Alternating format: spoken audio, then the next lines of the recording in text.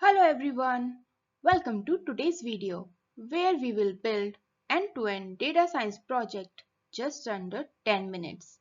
Yes, you heard that right, just under 10 minutes. So whether you are a beginner or simply exploring data science, this project is the perfect way to get started. So let's jump right in.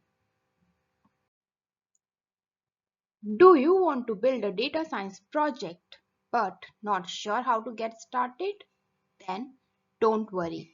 In today's video, we will take you through a simple house price prediction model which you can follow along and run in your browser without the need of any software installation. But before we dive in, let's take a quick look at what we will be covering in today's video. First, we'll start with an introduction to house price prediction problem. Then, we'll talk about how to build end-to-end data science pipeline in just 6 simple steps. Then, we'll go through a live demo using Google Colab, and finally, we'll end with key takeaways. By the end of this video, you'll have a clear idea on how to build end-to-end data science project. So let's begin with our first section, which is to understand what exactly is this house price prediction problem. Have you ever wondered why the same amount of money buys a tiny apartment in a big city but a spacious villa in a smaller town? House prices don't just change randomly. They are influenced by location, size, and many other factors. What if you could predict these prices that helps buyers find the best deals, sellers set the perfect price, and banks make smarter loan decisions? That's the power of data-driven price prediction. So, get ready to dive into the world of real estate analytics where numbers shape the future of housing. Now that we know about what is house price prediction problem, let's talk about how to build the end-to-end data science pipeline in 6 steps. Any data science project can be implemented using following 6 steps. It begins with setting up the environment. This means installing Python and the necessary libraries to power our project. The second step is importing the necessary libraries. Think of these libraries as cheat codes in data science, from NumPy and Pandas for data handling to scikit-learn for building the models. We bring in everything we need to make our project a success. The third step is to load your data. With this step, we'll bring the numbers into the game. We'll be working with a data set of sold houses. Then, we move to training the model. In this step, we feed our data set into a machine learning model and teaching it how past houses prices behaved so it can predict future trends. The fifth step is to evaluate the performance of the model. Not all models are perfect on the first try. We check how well our model performs and does it make smart predictions or not. If not, we tweak it until it's ready for action. Then the final step is to make predictions. We can now predict prices for new houses hitting the market. Are you ready to try it yourself? If yes, then let's get started.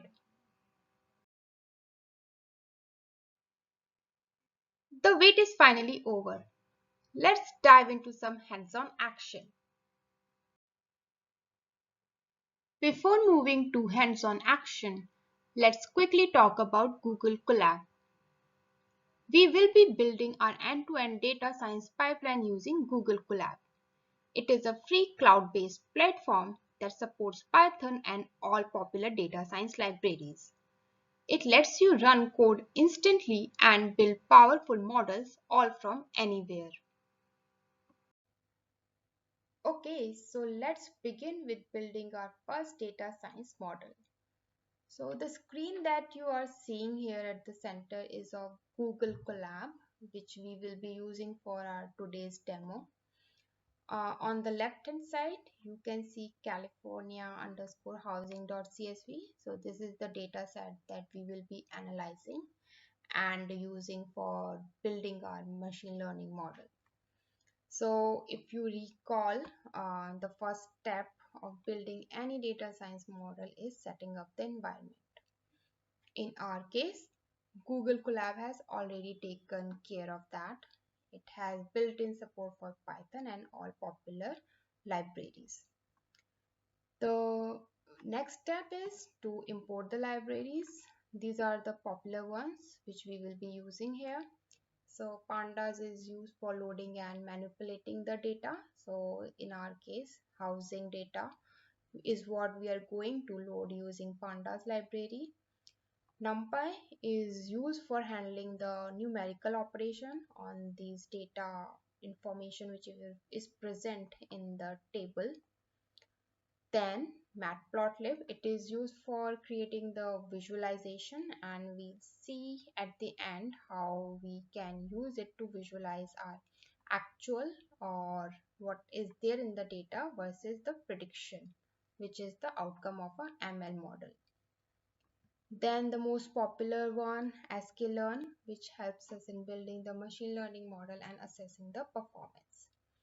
Now the first step is importing these libraries. How do we do that? You just need to click on this run button and let's see if it's successful. Yeah, it is. This green tick, it means that this cell has executed successfully. Now let's move to third step, which is loading the data set. In our case, we are loading California housing CSV data set. A little about this data set, it has around 20,000 rows and columns. There are total 9 columns, which consist of 8 being called feature and 1 being called target variable. I'll just explain you what does this actually mean. Before that, let's first load the data set. Now we are loaded this data set. Now let's print first 5 rows of this data set. Okay, so the first 8 columns that you see is what we are calling features, and the last column is what we are calling target. Now what target means? It is the information or the column that we are trying to predict. So this last column is median house value. So our objective is to predict what's the median house value using the information present in these 8 columns or features. A bit about these columns. The first is median income. What's the median income in a block? What's the house age in a block? Average room, average bedroom, population, average occupancy, latitude and longitude. So this information is actually at a block level. That's why you see this median written here. So using these first 8 features, we will be predicting median house value. So this is what we mean by features and target variable. Now we separate features and target variable. So all the features will be in variable x and y will consist of only the median value. So think of it as like this equation where y, which is our median house value, we are trying to predict using x. And in our case, we have these 8 variables x1, x2 and till x8. And the a1, a2 till a8, you can think of how much influence x1 has on the prediction of y. Let's say if a1, so the value of a1 will determine like how much influence x1 has compared to, let's say, x2, x3 or x8. Now the next step is splitting into training and testing data set.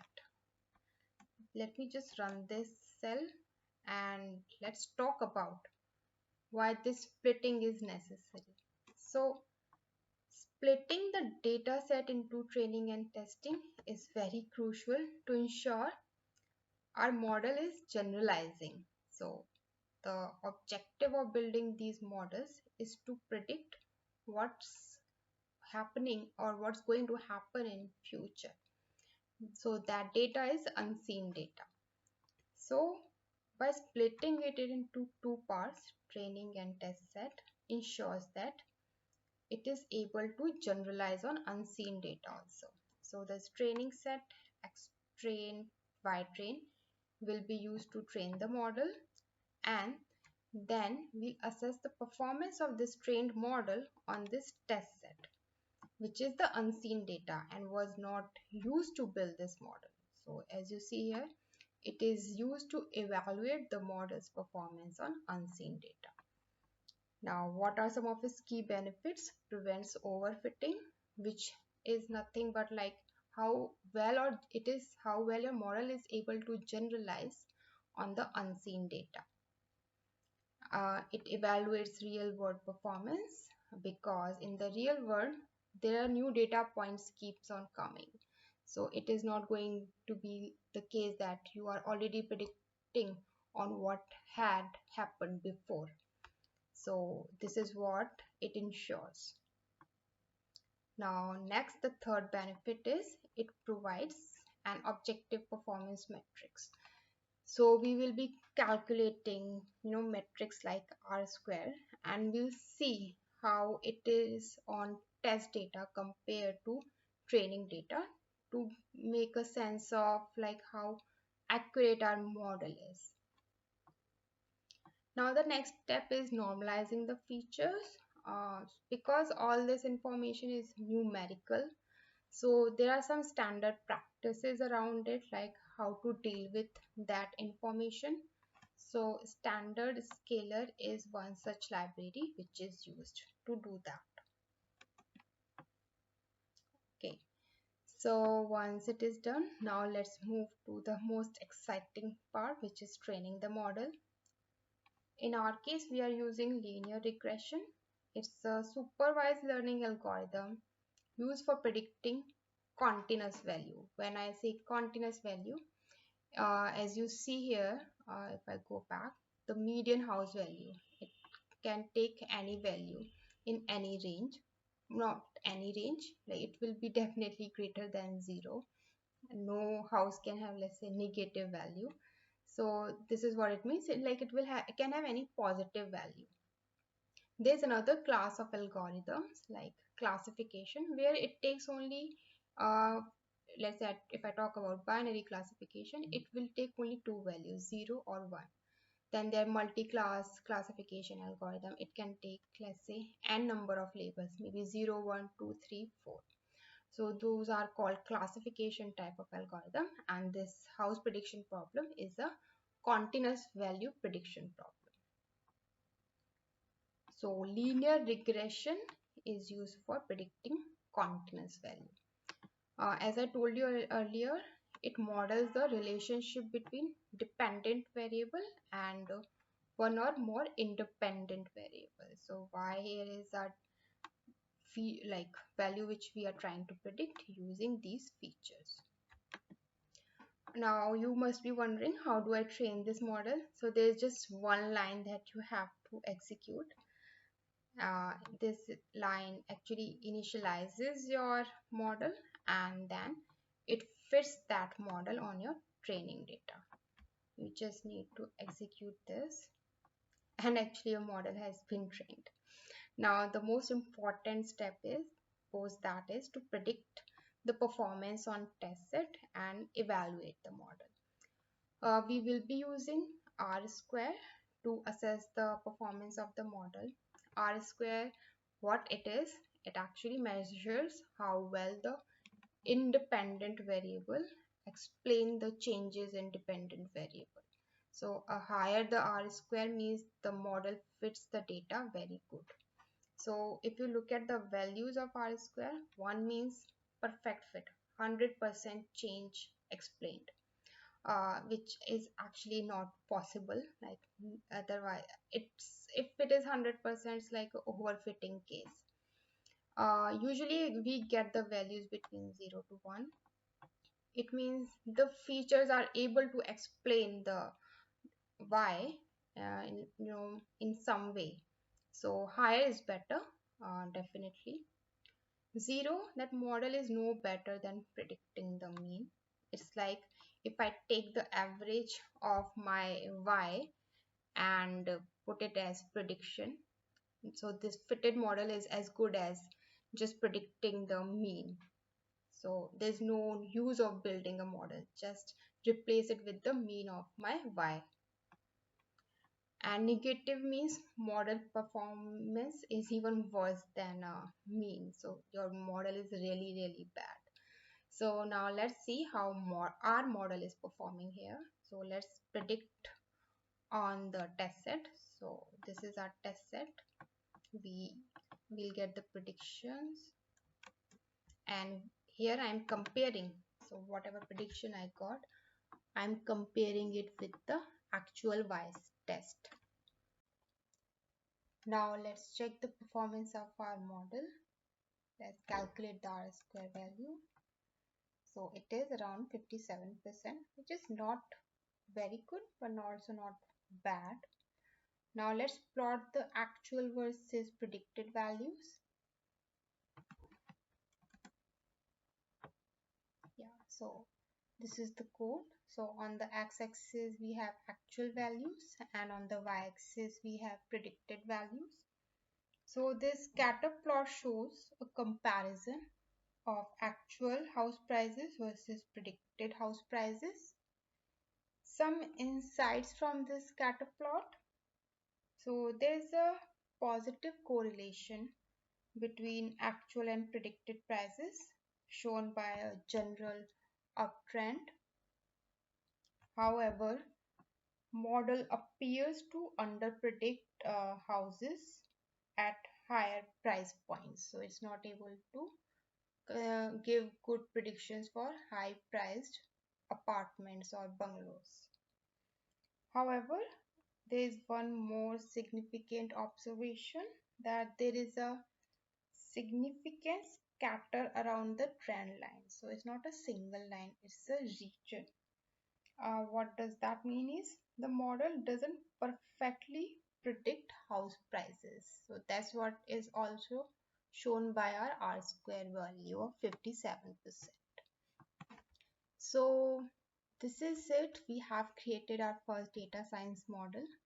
Now how to improve the performance further? There's a lot of scope. So what you can do is either try a more advanced model. So we have used linear regression, which is a very simple model. You can try random forest, gradient boosting to improve the performance, create new features. We have used 8 features. We can create some new features using those existing 8 features, like room to household ratio, log transform skewed variables, a lot of things we can do in the feature engineering space. There is another option of hyperparameter tuning. So we can optimize the linear regression model. So within the linear regression model, there are a lot of choices which can be done to improve the performance. And that's a wrap. You have just built a house price prediction model from scratch. How awesome is that? What's your next move? Are you planning to tweak the model, try a new data set, or explore another data science project? Drop a comment below. I'd love to hear your thoughts. And hey, if you found this useful, don't forget to like, share, and subscribe for more exciting data science content. See you in the next one.